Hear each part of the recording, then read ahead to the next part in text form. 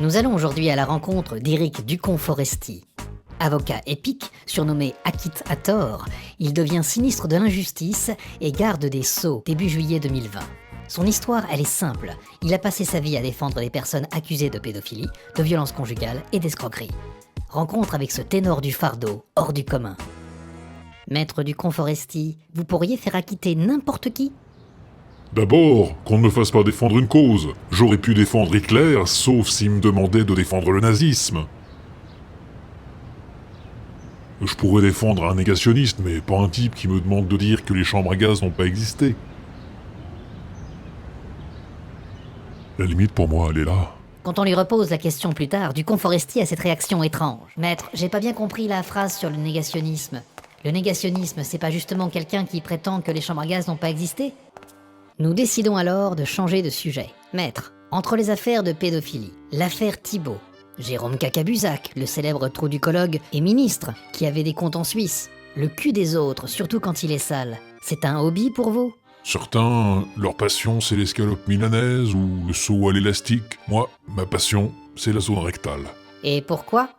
A fortiori, avec tout ce que je bouffe, j'ai plutôt intérêt à être en bon terme avec mon trou du cul. Ça fait 50 ans qu'on est les meilleurs amis du monde. Et ensuite, je me dis que c'est pas une vie pour lui, de ne voir que de l'émail et que mon slip, à longueur de journée. Donc, je le sors et je le fais rencontrer d'autres trous du cul. La vie, vous savez, c'est comme une indigestion. Faut jamais rester replié sur soi-même. Vos autres passions sont la corrida, la chasse, les chanteuses québécoises à la retraite. Le mauvais goût chez vous, c'est une marque de fabrique ? J'aime aussi les sandwichs aux spaghettis, les concours de paix, me bourrer la gueule, mettre des mains au cul, les films d'Éric Rohmer et les chansons de Benjamin Biolay. Pour revenir à l'affaire Thibault, étiez-vous au courant qu'il faisait partie de la famille Lukaka, qui a détourné des fonds réservés à l'emploi ?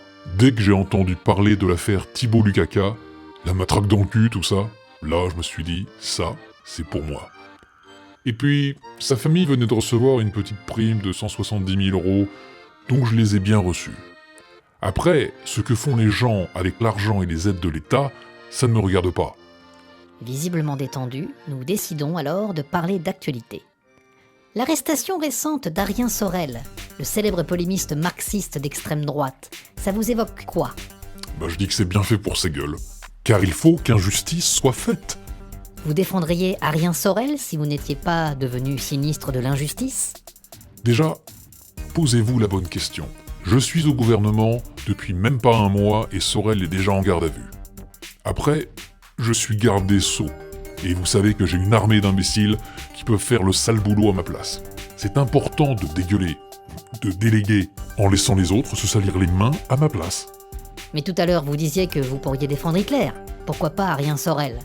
Que reproche-t-on à Hitler ? Avoir tué des milliers de juifs, d'homosexuels, de gens du voyage. Et les résistants, comme Jean Moulin aussi. Je ne connais pas ce monsieur Moulin. Non, Sorel, qui n'a ni assassiné ni violé personne, je veux dire, il a même pas la Légion d'honneur. Moi, je ne peux rien pour lui. Il a écrit des livres qui critiquent la belle société décadente dans laquelle vous et moi vivons. Et ça, c'est impardonnable. Hitler, il tripotait des enfants. Ça, c'est un dossier sérieux. Et ça, je peux le faire acquitter. Maintenant, regardez Sorel. Lui, il est contre la pédophilie. Il est contre les comportements marginaux, contre le satanisme, contre le communautarisme.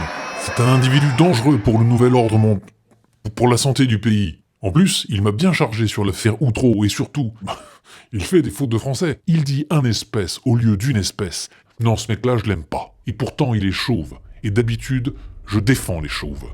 Les youtubeurs parlent de la fin de la liberté d'expression, les gilets jaunes qui veulent avoir du travail et un salaire décent pour survivre, Dieudonné, le célèbre raciste noir issu de la branche humoristique d'Al-Qaïda.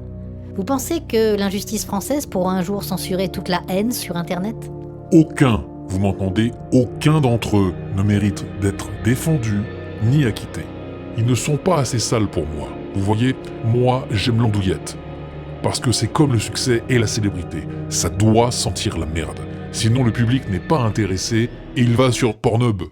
Et du coup, ça ne vous dérange pas qu'un internaute passe de Rocco Siffredi à une interview de vous ? Je vais vous dire, si un homme éjacule sur une interview de moi, même derrière un écran, moi, ça me fait des protéines en plus. Et puis, il faut bien que les gens fantasment un peu sur les maîtres qui les enculent. Dans les mois qui viennent, Ils ont intérêt à bien préparer le terrain, parce que nous, on arrive avec la cavalerie. Et on prendra pas de prisonniers. On va les défoncer. Maître du Conforesti, merci pour vos réponses. Je m'arrête pour manger, vous voulez m'accompagner? Oh, c'est très gentil. Vous allez manger où? Je vais à la Tour d'Argent, j'ai une table. En revanche, je ne peux pas vous inviter, j'ai que 600 € sur moi.